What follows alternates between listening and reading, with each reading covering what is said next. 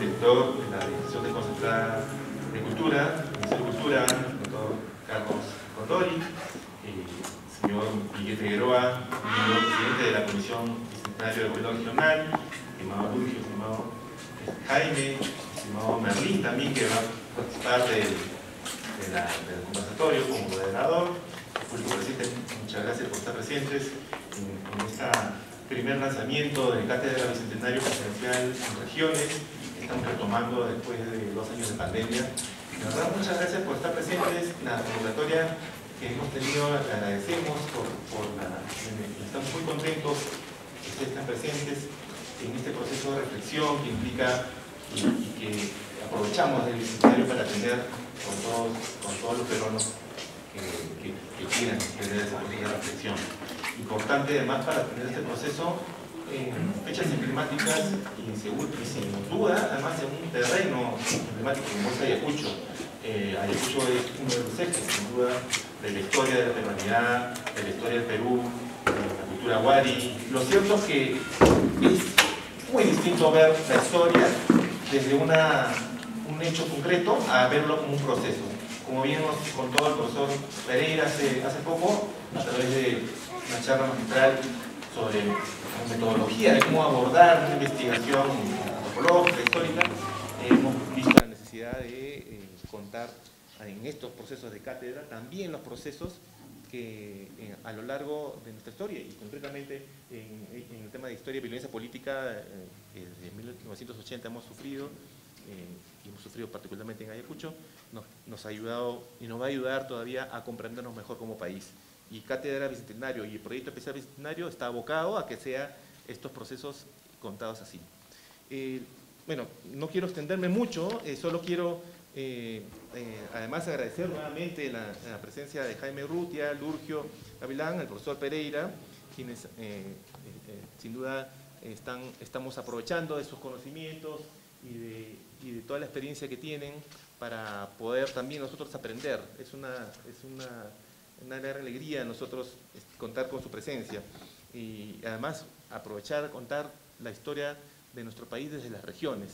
Es cierto que muchas veces desde Lima se enfatiza cómo se vive los procesos de independencia, ¿no? O sea, ya saben todos aquí, o sea, cuando se habla de cuándo se celebra la independencia, ha habido un énfasis de que fue el 28 de julio, ¿no? Y sin duda los ayacuchanos van a decir con certeza que el 28 de julio no representa el fin del proceso de independencia, ¿no? No bastó la mera declaración de independencia.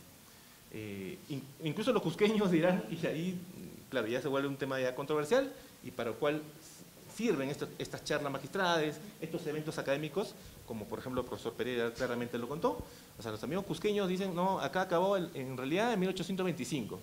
Claro, entonces ya ciertamente tenemos la metodología para discutir sobre cómo realmente fue el proceso, ¿no? Incluso los amigos del Callao, que hemos estado hace unas semanas con ellos, claro, ellos dicen, bueno, en realidad nosotros fue en 1826 porque el fortín de, ¿no es cierto? Entonces, a ver, ¿cuándo acabó? Para nosotros acabó en 1894 en Ayacucho, porque hubo, sin duda, el fin del proceso y más allá de eventos ya posteriores, complementarios o anecdóticos, no centrales, Ayacucho sí significó ese eje central.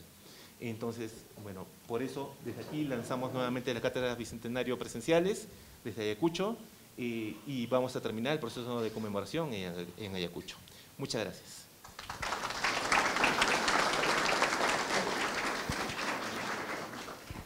De esta manera damos inicio al conversatorio sobre historia, violencia política y memoria en el sur andino.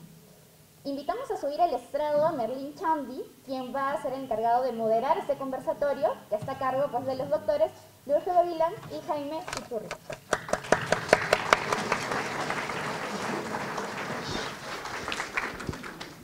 Muchas gracias a toda la gente que ha venido. No voy a estar la larga, no sé quién quiere escuchar la ponencia.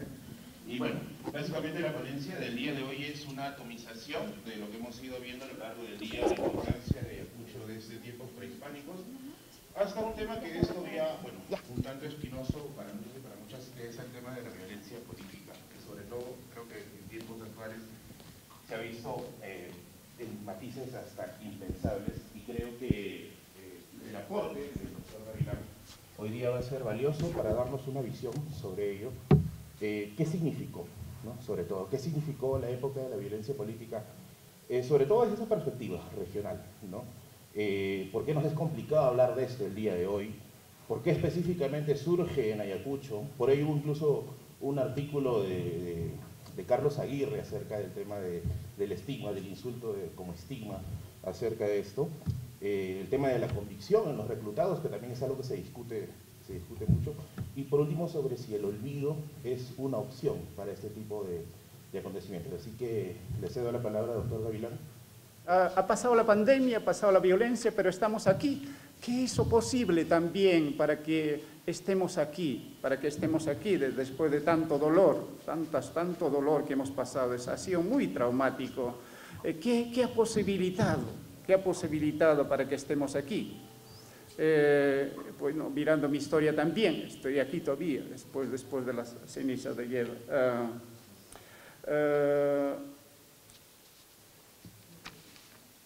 Y quería esto, hay que mirar la historia, yo creo que la historia es en este contexto, hay un continuo de muy larga data, de pobreza, de discriminación social, de exclusiones, de violencia. Yo creo que hay un continuo durante mucho tiempo.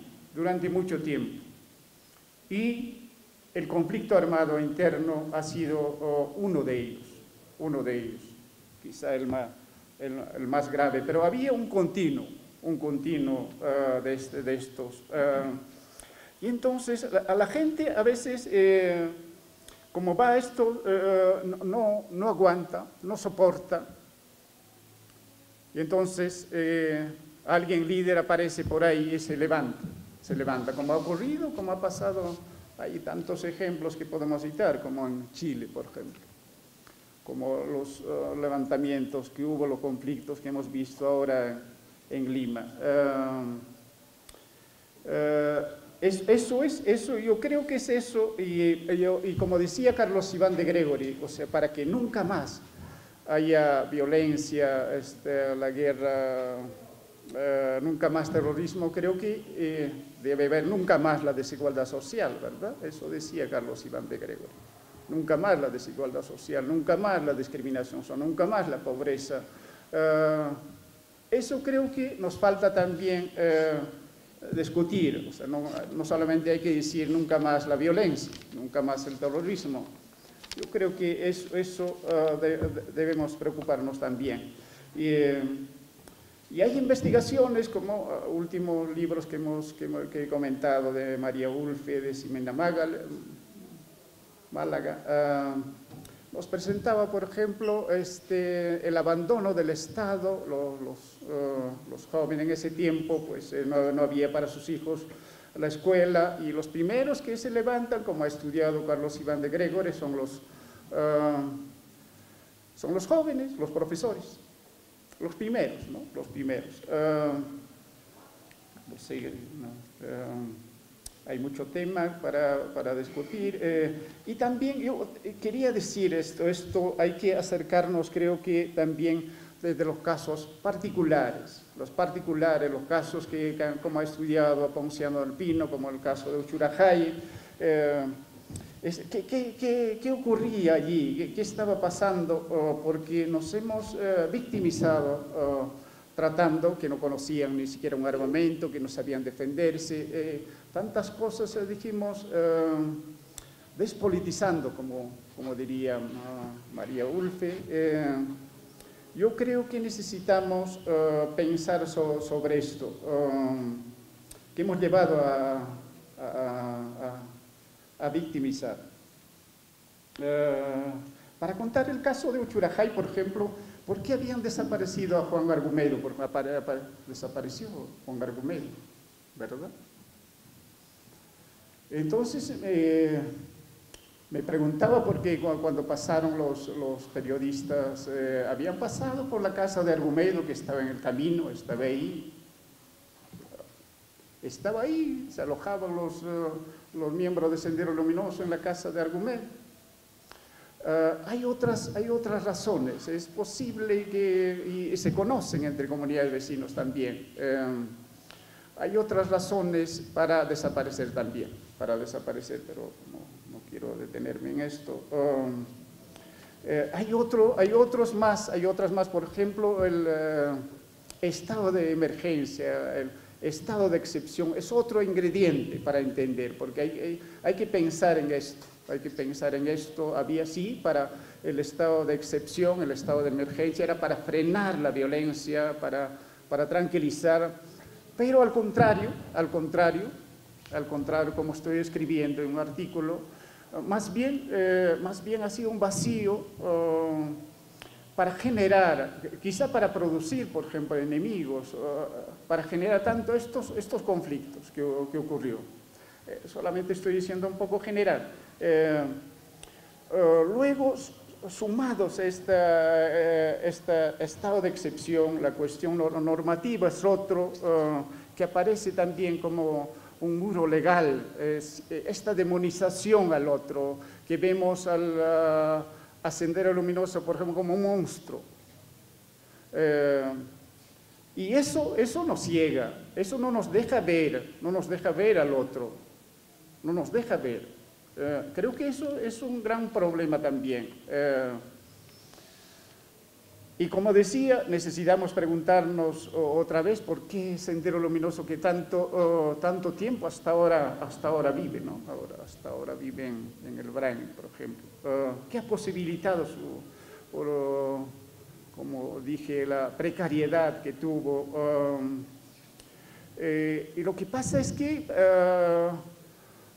han comentado, por ejemplo, folletos, los académicos hemos recorrido a esto, a folletos, lo que declaraban Sendero Luminoso, que estaba a punto de tomar Lima, que estaban arrasando el año 88, 90, ya estaban por tomar, exactamente no lo era, más bien es una estrategia de Sendero Luminoso. Quiero decir algo sobre lo que ha dicho Lurgio.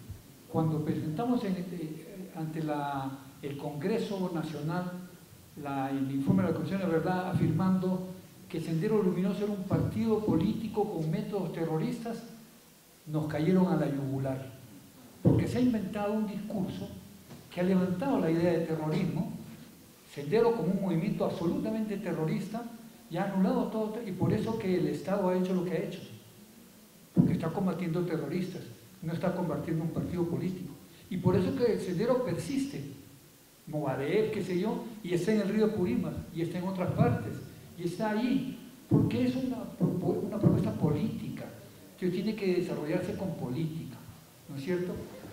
Y esta no es una región especialmente violencia, para llegar a tu pregunta, es como la gente que dice, los japoneses son todos trabajadores, los alemanes son todos, los suizos son puntuales. Esas generalizaciones culturales no tienen sentido. Las sociedades son mucho más complejas.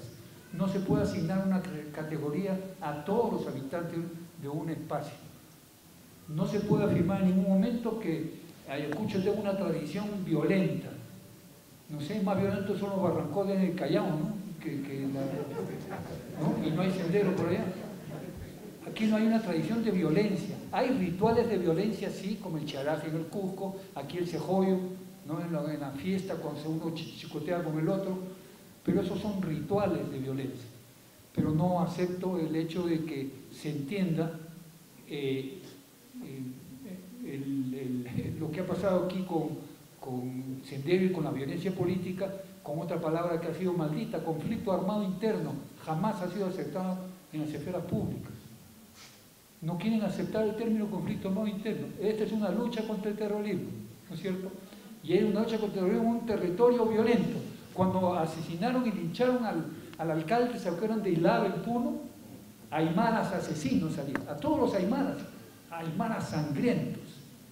Hablaron de toda una cultura, achacándole el linchamiento que habían hecho en la plaza pública, una barbaridad, porque salió hasta por televisión, del alcalde que había roto las normas internas. Esa es otra historia. Pero asignarle a una región actos violentos por naturaleza, aquí la violencia puede surgir en el Perú en cualquier momento.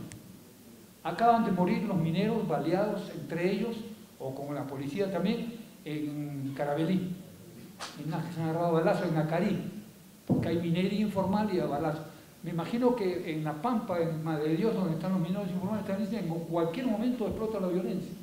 La violencia en este país está presente ahí, latiendo.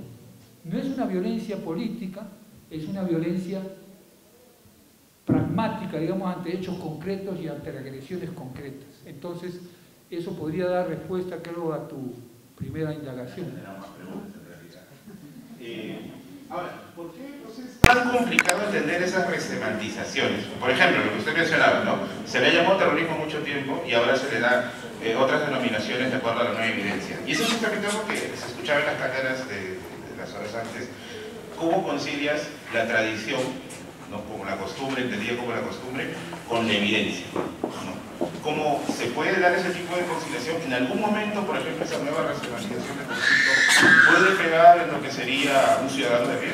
Tiene que haber un nuevo discurso que contradiga eso y se convierta en un sentido común. Si no es aceptado por la sociedad, jamás va a tener... Bolívar es un traidor, San Martín el santo de la espada. ¿Quién construyó esa imagen? La historiografía del siglo XIX. Aparece Bolívar como no un malhechor, pero una persona muy denigrada. Tuvo problemas y expulsó a Ribagüero y tuvo problemas con los políticos nacientes de la República Peruana. Si San Martín, que nunca hizo una batalla, San Martín nunca participó en una batalla en el territorio peruano, solo llegó a Paracas, navegó a Huaura y fue a Lima, y nada más. Fue a Guayaquil, habló con Bolívar y se fue. San Martín no dirigió ninguna tropa, ¿no? Directamente, pero San Martín es el santo de la espada. Esa es la construcción que se hace, ¿no es cierto? Es lo mismo que celebrar el 21, con perdón del bicentenario del 21, para mí el bicentenario es el 24. ¿Por qué se ha construido la idea de que el Perú se era independiente en el 21? Desde Pascua hasta Charcas siguió existiendo el virreinato. El virreinato terminó el 9 de diciembre, por puro azar también, seguro después me vas a preguntar por qué no fue en otro sitio, ¿no? Es parte de la pregunta. Estoy haciendo trampa porque hemos conversado antes, ¿no es cierto? Para que crean que yo sé mucho y los engaño. Pero en fin, esa es otra realidad que hay que cambiar. Y solo se cambia haciendo conferencias como esta, haciendo que los jóvenes escriban otras historias que reivindiquen lo que fue. Esta mañana hemos visto, Ventura Jalamaqui no existe como persona real, pero es un símbolo regional. Nadie va a desaparecerlo. Está ahí frente al mercado, además su gusto, no lo van a votar. Y que quede la idea de que fue una heroína a nombre de las mujeres que se opusieron a la leve en ese momento.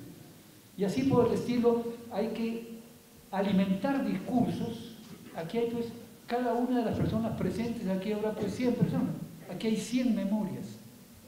Una más jóvenes, otras más viejas, una que tiene una experiencia, tiene otra experiencia. Aquí hay 100 memorias para construir una visión de lo que es esta reunión, ¿no es cierto? De hecho, usted tenía un término muy bueno para eso. Decía que la Ayacuchana tiene una identidad de campanario. Sí, es que pasa que aquí, tú tienes un barrio, ¿no? Por supuesto. ¿Cuál es tu barrio? Los rojos. ¿El barrio rojo? Los rojos se llaman. Ah, los rojos. ¿Y el barrio del costado? Brisas. ¿Y hay broncas o no? Por supuesto. ¿Y la barra brava se agarra uno con otro o no? Hasta hace un buen tiempo. Bueno, así son las comunidades campesinas acá. O sea, vayan a Chuschi y Quipillacta a ver si lo reciben. Si se viene de Chuschi no lo dejan entrar a Quipillacta, y si es al revés tampoco lo dejan entrar. Vayan ustedes no sé, a Pampacangayo a cualquier comunidad que tiene comunidad vecina. ¿Cuáles son los líos en el Perú más importantes después de los líos de minería? Los conflictos por linderos en las comunidades.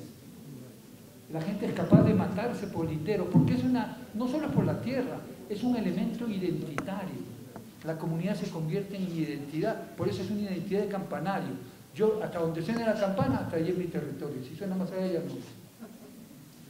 Y justamente esa complejidad que hay, lo que usted le llama la identidad de campanario, tantas visiones distintas que construyen la historia de Ayacucho, hay ciertos elementos de conjunción que vinculan, por ejemplo, héroes construidos que identifican a más de un campanario, por decirlo, ¿no? Y ese es el caso de Basilio Auqui y de Ventura Jalamaqui. Esos dos casos que se han construido Ya, desde una ficción, aparentemente, por lo que se menciona, juega un rol muy importante dentro de la memoria de Ayacucho. Romper este rol que juega, quizá con base en la evidencia, es algo que se podría decir productivo desde el punto de vista académico. Sí, bueno, toda sociedad tiene elementos identitarios. Pero estas cosas son ficcionales. Aquí está no solo Ventura Jaramaki, también está, no sé, pues está la Padula. La Padula es un elemento identitario nacional en este momento, un jugador de fútbol. Y más importante de cualquier celebración del centenario. Si el Perú se hubiera clasificado, ni hablar cómo sería, ¿no? Pero la referencia a estos símbolos es fundamental para cualquier identidad, como digo, ¿no? No podemos eliminarlas, vaciarlas, renegarlas. Porque un caso así pasó, por ejemplo, con el famoso sueño de San Martín. Perdón, disculpa, no te contesté lo de Auqui. Perdón. Al comienzo del siglo XX, los notables de Ayacucho, de Huamanga más que de Ayacucho, de Huamanga, no quiero confundir, cuando hablo de Ayacucho, estoy hablando de Huamanga. Ayacucho es más grande, está Lucanas, Cangallo, está Parinacochas, y cuando hablamos generalmente nos referimos solo a Huamanga, ¿no es cierto? Como que es el centro de todo. Bueno, los notables de Huamanga construyeron una visión histórica bien particular, no solo poco antes incluso del centenario. Primero se inventaron una etnia, la etnia Pocra. Jamás existió un grupo que se llame Pocra. Fue un invento directo hecho por esta generación de intelectuales a los cuales hemos leído para comenzar a trabajar aquí. Pozo, bueno, ahí la clase la puede dar Nelson, que conoce mejor que yo, Pozo, Cabero, en fin. Esas fueron nuestras lecturas para conocer la historia. Nadie va a negarlo. Y ellos inventaron una imagen del pasado histórico, que incluía a los Pocra. Y inventaron también dos elementos heroicos. Uno es, levantaron a María Parado, que ya se conocía, y levantaron a Basilio Auqui. Ahora el movimiento feminista actual reivindica el apellido materno de María Parado, ya no es María Parado de Bellido, María Parado Jai, ¿no? Y me parece muy bien, porque es una manera de reivindicar a las mujeres, como Ventura Jaramaki, que no existe, reivindica también a las mujeres. Pero en fin, eso es también producto de una historia. Las élites construyen los discursos históricos. En el caso de Ayacucho, la élite era pues un puñado de gente, abogados, que eran diputados, eran hacendados, era pues un núcleo muy pequeño. No había aquí especialistas, había abogados, doctores, sacerdotes, no había especialistas, ¿no?, en hacer historia. Y ellos han construido a la imagen de su propia visión del mundo o de la región, han construido una versión histórica, ¿no?, que es la que ha perdurado. Claro, justamente eso le comentaba en torno, por ejemplo, a un caso muy personal, ¿no? Cuando uno comenta sobre el sueño de San Martín, el famoso sueño de San Martín, que ya se quedó pues ya ante la evidencia como un mito fundacional, ¿no? La reacción de muchos es muy a la defensiva, ¿no? Como que estás rompiendo la tradición, como que estás rompiendo esa idea. Por eso es que, por ejemplo, con casos de personajes ficticios, ¿no?, como el caso de Basilio o el caso de Jaramaki, y en un caso más real que sería el de María Parado, que le está reivindicando su... Bueno, ese es un hecho real que la fusilaron, ¿no? No, claro, sí. Basilio Auqui es un hecho real que lo mataron. Otra cosa es que fuera dirigente principal de los morochucos. Esa es la discusión. No es que haya tomado las armas y lo hayan matado. Lo agarraron los mismos morochucos enemigos que eran realistas y se lo llevaron a los españoles para que lo fusilen, entre ellos. Entre morochucos fue la bronca. Y por eso mataron a Auqui. No cayó en una batalla contra los españoles, ¿no? Y así tenemos pues múltiples casos, digamos, ¿no? Pero no podemos, a María Parado sí la fusilaron porque tenía las cartas con su esposo, ¿no? Y separar lo que son elementos de identidad que no tienen sustento histórico y que pueden alimentar lo que se llama una invención de la tradición, según Hobsbawm, no sé si tiene mucho sentido. Los historiadores nos preocupamos en decir cómo fue en realidad el hecho, ¿no es cierto? San Martín jamás estuvo soñando que pasaba una garza y hubo bandera. Jamás habló en el balcón de Huaura. Nunca. Sin embargo, son símbolos ahora de la independencia del 21. No ganamos nada. Hay cosas que se pueden combatir con mayor énfasis, no la pobreza, la miseria, pero que la gente se crea que estuvo en el balcón de Huaura o que soñó con las... A mí no me hace daño. Y como historiador, bueno, lo paso por un costado, no es elemento fundamental para interpretar la historia. Ahí más o menos podía yo decir. Sin embargo, hay otros elementos que sí son reales, que han tenido o que se han interpretado de una manera mucho más hasta traumática. Por ejemplo, cuando conversábamos previamente sobre la batalla de Ayacucho, la versión que yo tenía era pues, que era un lugar más no planeado, no sofisticadamente elaborado para la escenario final. Y creo que comentó que era producto del azar. Eso es azar, o sea, cuando, en primer lugar, por eso yo pongo en mi versión de un libro que está por salir del Bicentenario sobre los caminos de la independencia, la ruta, dónde caminaron, qué rutas usaron, qué puentes cruzaron, qué ríos atravesaron, qué puentes destruyeron, eso está en un libro que yo he escrito. Y en el libro señalo que la división, aparte de corregir que el 24 es la independencia, no el 21, señalo también que la frontera actual de los países corta la interpretación histórica de manera arbitraria. El cura Muñecas era párroco en el Cusco y salió con la rebelión de 1814 que organizó 3 columnas. Una venía para acá y la derrotaron en Huanta, los iquichanos entre otros. Otra se fue para Arequipa, con Pumacahua, y también la derrotaron en Humachiri, y la otra se fue a Charcas con el cura Muñecas a la cabeza. El cura Muñecas era tucumano, era párroco en el Cusco, y murió en Charcas defendiendo su republiqueta que había creado allí. 3 expediciones se organizaron del Virreinato del Río de la Plata, las 3 fracasaron. Castelli y los otros 2, Brandao, no me acuerdo los nombres, hasta que San Martín se dio cuenta, por ahí nunca vamos a derrotar a los españoles. Por el altiplano y por Charcas no podemos entrar, hay que ir por el mar con Chile, esa fue la estrategia que usó. Pero la idea o lo que quiero rescatar es que no se entiende el proceso mismo de pelea de aquí, de la lucha por la independencia, sin la vinculación con un espacio que va más allá de lo que ahora es la frontera con Bolivia, ¿no es cierto? Eso lo quería remarcar en este segundo corrección, digamos, de la historia, ¿no? Y bueno, Perdón, sí. Y entonces, cuando Bolívar llega y Bolívar se da cuenta que por el sur no puede ir, porque ya habían fracasado las 2 expediciones, se crea la República Peruana y mandan 2 expediciones al sur, las expediciones de intermedio se llaman, para derrotar al ejército español en las alturas también. Puno es el eje de todo esto, el altiplano es el eje de todo. Entonces llega una columna, sube y la derrotan en Moquegua y se retira el ejército de la primera expedición libertadora, que la República había organizado, ya no San Martín, sino la República.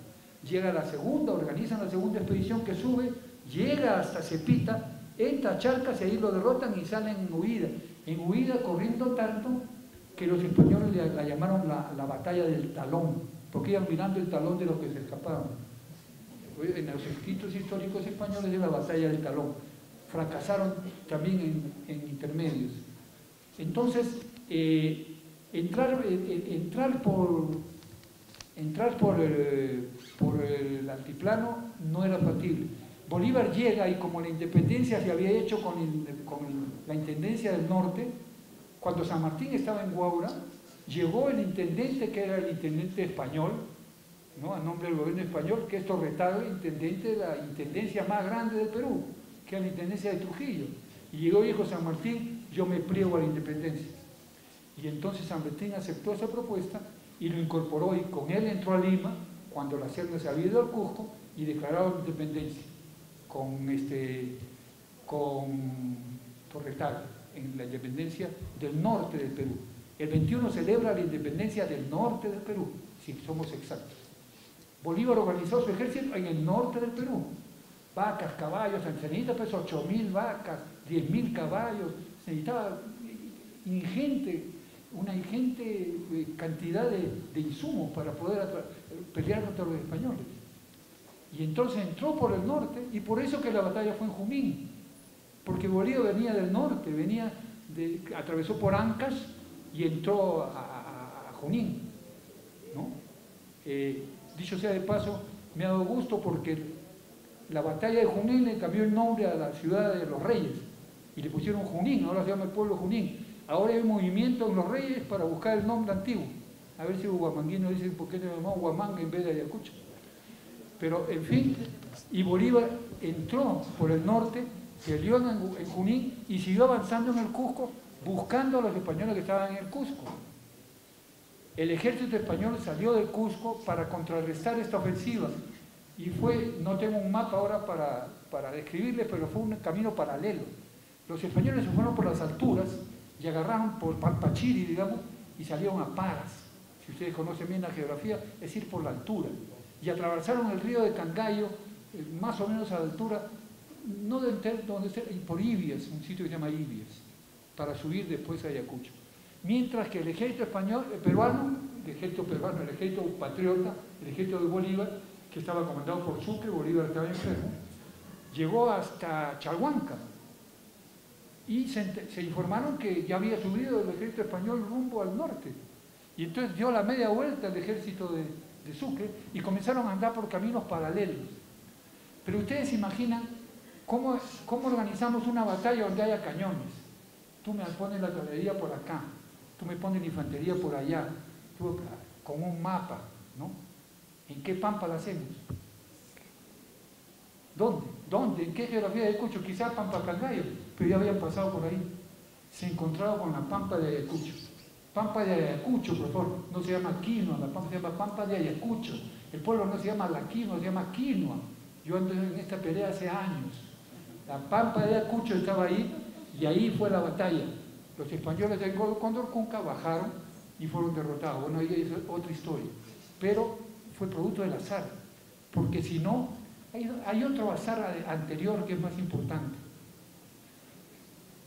El ejército español llegó sin una de sus principales divisiones, porque todos los generales del ejército español eran liberales, no eran conservadores. Habían votado al virrey Abascal por conservador y se habían quedado ellos los liberales, con la Serna a la cabeza, ¿no? Y Espartero, que después será líder de los exilados en España y será un personaje político importante. Y hubo un general español que dijo, no, yo sigo siendo fiel al rey, no puedo ir en contra del rey, y me rebelo y no me pliego, se llamó Lañeta, y tenía toda la fuerza de Charcas, el ejército español en Charcas. Y cuando el ejército español se mueve hacia el norte, hacia Ayacucho, él no se pliega. Por eso que recién va a ir Sucre después a derrotar. Pero en fin, lo concreto es que la batalla de Ayacucho, que mucha suerte, pues para mucha honra de Ayacucho fue acá, pero es un producto del azar, del destino. No buscaron la Pampa porque los ayacuchanos eran rebeldes, o porque estaban ahí, más bien al contrario, los vecinos de la Pampa son los iquichanos, que se opusieron a la independencia, ¿no?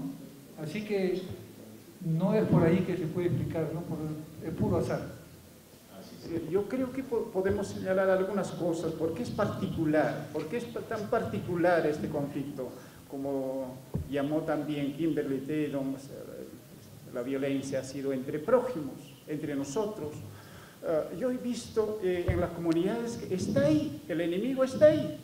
Se cruzan todos los días, ¿estás bien? ¿Qué se puede hacer? Acaba de decir Jaime, por una de las cosas que las peleas, o sea, también como que a uno cayó muy bien la violencia, porque estaban peleas de linderos, entonces qué bueno que llegó la violencia, entonces esto es el momento para cobrar mi venganza, este es el momento. Es particular. Yo creo que también cómo prevenir, más bien ahí aumentamos yo he visto en algunas veces, hemos discutido con mis estudiantes, por ejemplo, esta pedagogía de la violencia, cuanto más uno muestra tanta violencia, eso he visto en el ejército, por ejemplo, los ecuatorianos que nos ha quitado el territorio, los chilenos que nos ha fregado la vida, los españoles que nos ha fregado la vida, y todos los días alimentándose, y corres por las calles de Ruquitos y te encuentro, te comeré la cabeza, y todos los días esta alimentación de la violencia, y termina uno, entonces va a haber, no lo sé si han visto por Tacna, en la frontera entre Tacna y Perú, ahí están los tanques que apuntan a este lado. Alguien ha pasado por allí. Que es muy particular. La reconciliación, yo creo que es no olvidar, no silenciar. Yo creo que es empezar a hablar también. Yo creo que empezar a preguntarse sobre estas cuestiones. No es fácil. Yo he visto en estos rituales de muerte que uno puede encontrar la reconciliación, los campesinos, porque si no pide perdón de corazón, entonces no va a ir bien su cosecha, no produce el maíz ni la papa, y entonces hay una necesidad tremenda para buscar la reconciliación, pero está ahí. Además es parte ingrediente de la vida también, estas memorias. Y el pasado siempre se hace presente. Pues nunca vamos a dejar esto hasta aquí, esto es, vamos a abrazarnos y todos. No, el pasado es presente. Y además la memoria también es dependiendo del presente, adquiere color en el presente. No sé si he respondido. Muchas gracias. Cuando usted pregunta por la reconciliación, se está refiriendo a la fractura entre peruanos, no es producto de la violencia política. Es una fractura que existe en la sociedad en general. Y si vamos a hablar de reconciliación, tenemos que hablar entonces de aumentar la democracia, de recursos, de eliminar la discriminación, de eliminar el racismo, etcétera, etcétera. Ese tipo de reconciliación no tiene nada que ver con la violencia política. La reconciliación de quienes vivieron la violencia política es otra cosa. En algunas comunidades se ha logrado, en otras comunidades no. Ahí están. La gente no se agarra ahora a patadas en una comunidad, ni se agarra a balazos porque tú fuiste de sendero y yo no. Hay discrepancias, pero ahí están. Pero la principal discrepancia y la fractura del país es otra. Y esa reconciliación que usted pregunta o dice, implica algo mucho más que un conversatorio de 2 minutos, ¿no? Es transformar el país.